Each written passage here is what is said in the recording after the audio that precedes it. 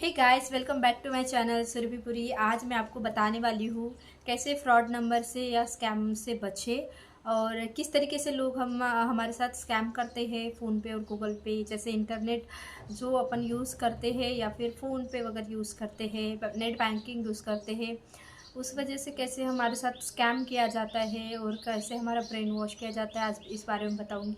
क्योंकि आज वो स्कैम मेरे साथ भी होते होते बचा है। आज अगर मेरे अभी साथ नहीं होते तो आज मैं ये नहीं कर पाती। आज मेरे साथ भी बहुत बड़ा स्कैम हो जाता है। लोग ऐसे ही लोगों की मेहनत की कमाई ऐसे ही लूटते हैं और लोगों के साथ ऐसे स्कैम करते हैं।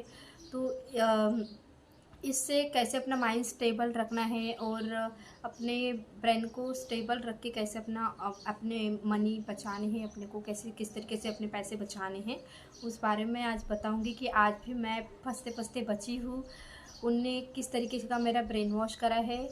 मैंने स्क्रीन रिकॉर्डिंग करके रखी उनकी। मैं जो कॉल रिकॉर्डिंग उनकी कर रही थी, लेकिन जैसे ही मेरे फ़ोन में कॉल रिकॉर्डिंग चालू हो जाती है तो जो कॉल पे रहता है पर्सन, उसको आवाज़ चली जाती है कि कॉल स्टार्ट हो गया, रिकॉर्डिंग स्टार्ट हो गई करके। इसलिए मैं वो कर नहीं पाई, क्योंकि 2 बार करने की कोशिश करी तो उन्होंने कॉल ही कट कर दिया। फिर तीसरी बार में सिर्फ मैंने स्क्रीन रिकॉर्डिंग करी है, कॉल रिकॉर्डिंग नहीं करी है। बाकी मैं आपको बाद में जब कॉल चालू रहेगा तब मैं बताऊँगी आपको किस तरीके से उन्होंने मुझे बोला और किस तरीके से मैंने उनसे लगभग 3 मिनट तक उनसे मैंने बात करी है कि आप ऐसा क्यों करते हो, क्या करते हो। तो उनने मुझे इस बारे में बोला कि अ, अगर हम मेहनत का काम करते, तो मैंने वो अंकल को बोला कि आप कौन से इसमें मेहनत कर रहे हो, आप फ्रॉड करके पैसे कमा रहे हो, तो इसमें क्या मेहनत है।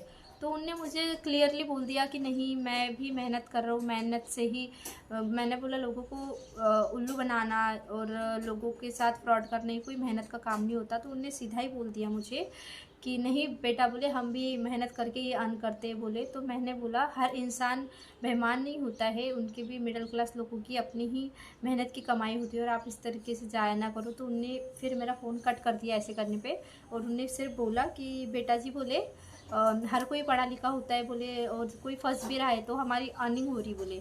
तो मैंने बोला ऐसा नहीं करना चाहिए अंकल जी। तो उनने, बहुत बुजुर्ग थे, उनकी आवाज़ से समझ आ रहा था कि वो 50-60 की एज के हैं, लेकिन वो फिर भी मतलब मानने को, एक्सेप्ट करने को रेडी नहीं थे। हाँ, उनकी आदत बन चुकी होगी उनकी कोई मजबूरी जो ऐसा करते होंगे, लेकिन आप इससे बचिए और अपना अकाउंट सेव करके रखिए और ऐसे ही किसी मैसेज पे भरोसा मत कीजिए। तो आइए मैं आपको बताती हूँ किस तरीके से उनने मेरे से बातचीत करी या किस तरीके से उनने मैसेज मुझे भेजा है। उनकी स्क्रीन रिकॉर्डिंग मैं आपको दिखाती हूँ। सो गाइस, तो इनने मुझे एक मैसेज भेजा, पहले तो 10,000 का भेजा और बाद में 20,000 का मैसेज भेजा और मुझे ये कहने लग गए कि LIC के पैसे बेटा आपका नंबर मुझे आपके पापा ने दिया है और आपको मुझे 12,000 भेजने थे, लेकिन मेरी गलती से 20,000 चले गए, तो आप मुझे 8,000 रुपये वापस कर दीजिए। फिर उनने मुझे बारी बारी कॉल करने लगे। मैंने आपके साथ कॉल डिटेल और उनका नंबर भी साथ में शेयर कर दिया है कि ताकि आप बोलो नहीं कि ये फ्रॉड है और मैं आपसे झूठा वीडियो बना के भेज रही हूँ। बाद में मुझे उनने एक नंबर दिया कि इस नंबर पे बेटा आप मेरे 8,000 भेज दो, नहीं तो मेरे नौकरी का सवाल है। और उनने जो मुझसे बात की, जब हमने पूछा कि आप कौन बात कर रहे हो, आपने मेरा नंबर कहाँ से लिया, तो उनने डायरेक्टली मुझे ये बोला कि मैं भोपाल से बात कर रही हूँ, मैं एक LIC एजेंट हूँ, आपके पापा ने मुझे नंबर दिया है। ऑब्वियसली आज के ज़माने में सबकी ही LIC होती है, सबको ही पता है सबके मम्मी पापा की LIC होती है और सबके घर में एक ना एक LIC पर्सन होता ही है। तो उनने मुझे यही बोल के झूठ बोला कि वो LIC एजेंट है और उनने, मतलब मेरे पापा ने मुझे 12,000 भेजने को बोला था। उनने पहले 10,000 भेजे और बाद में फिर से 20,000 भेजे। तो उनने मुझे यही बोला बेटा आपको 12,000 मुझे सेंड करने थे, लेकिन गलती से 30,000, पहले 10 और बाद में 20, ऐसे करके 30,000 सेंड हो गए। तो बेटा बोले आप मेरे बाकी के पैसे वापस कर दो, बोले 18,000 जो थे वापस कर दो बोले। तो मैंने उनको बोला अंकल जी हाँ ठीक है, और मैंने उनको बातों में उलझाए रखा और उनसे पूछा कि अंकल जी आप जो ये कर रहे हो या गलत है, तो आप ये सब क्यों कर रहे हो। तो उनने बोला कि बेटा नहीं, हमारी मजबूरी है, हमको करना पड़ता है। उनकी आवाज़ से साफ साफ क्लियर पता चल रहा था कि वो बुजुर्ग है, कम से कम एटलीस्ट उनकी 50 से 60 साल उम्र है। उस उम्र के वो इंसान थे। जो अंकल थे वो उनने मुझे बोला कि आप महाराष्ट्र एमपी से हो बेटा, मुझे पता है। मैंने बोला अंकल मैं एमपी से नहीं हूँ, मैं महाराष्ट्र से। मैंने उनको झूठ बोला, लेकिन और मैंने उनको स्पेशली एक बात बोली कि अंकल आप मुझे सिर्फ इतना बताइए कि मेरा नंबर आपके पास कहाँ से आया। तो उनने यही बोला कि बेटा हमारी ये विरुद्ध है, हम ये नहीं बता सकते। तो मैंने बोला अंकल आप बताइए, और आप ऐसे बुजुर्ग होकर ऐसी हरकतें करते हो ये गलत है। तो उनने बोला बेटा नहीं, आज के ज़माने में सब जायज़ है, सब पढ़े लिखे हैं और सब अपने बेमतलब का पैसा वैसे ही फूकते रहते हैं इधर उधर, तो हमको दे दिए तो क्या फ़र्क पड़ता है, हमारे बाल बच्चे जिएंगे। तो मैंने अंकल जी को बोला कि मेहनत करके पढ़ाओ, मेहनत करके पढ़ो लिखो, ताकि वो अपना मतलब करियर आगे बढ़ा सके। लेकिन वो नहीं माने, और एटलीस्ट मैंने जब बात करने लगी तो उनने सो गाइस देखा आपने कैसे लोग हमारे साथ स्कैम करते हैं, और कैसे हमको अब हमारा ब्रेन वॉश करके हमारे साथ फ्रॉड करते हैं।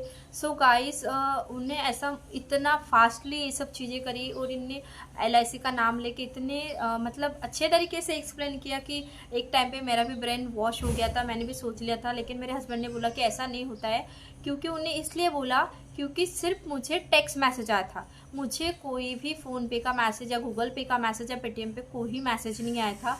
उन्हें डायरेक्ट ना अकाउंट का मैसेज आया था मुझे, उनने सिर्फ मुझे टेक्स्ट मैसेज भेजा था। तो मैं किसी टेक्स्ट मैसेज पे ऐसे नहीं भरोसा कर सकती। हम भी किसी को मैसेज लिख के अदर इंसान को मैसेज भेज सकते हैं, क्योंकि मैंने वहाँ पे दिखाया है आपको, वहाँ पे है टेक्स्ट मैसेज। हम भी लिख के अपने नंबर से किसी को भी मैसेज भेज सकते हैं, और किसी को भी कॉल करके बोल सकते हैं कि हमारे पैसे इतने इतने आए हैं, वापस कर दो। तो आप ऐसे स्कैम से बचिए, अपने बैंक का जो ऐप होता है उसी पे बिलीव करिए, और उसी से मतलब उसी पे आप विश्वास रखिए कि नहीं हाँ ये हमारा सच्चा अकाउंट है, या कुछ हमारे बैंक से कोई नोटिफिकेशन नहीं आया या कोई मैसेज नहीं आया। ऐसे ही जल्दबाजी में नोटिफिकेशन चेक करके आप किसी को भी अपने पैसे ट्रांसफ़र नहीं कीजिए। वो मेरे सामने गिड़गिड़ा रहे थे अंकल पहले जब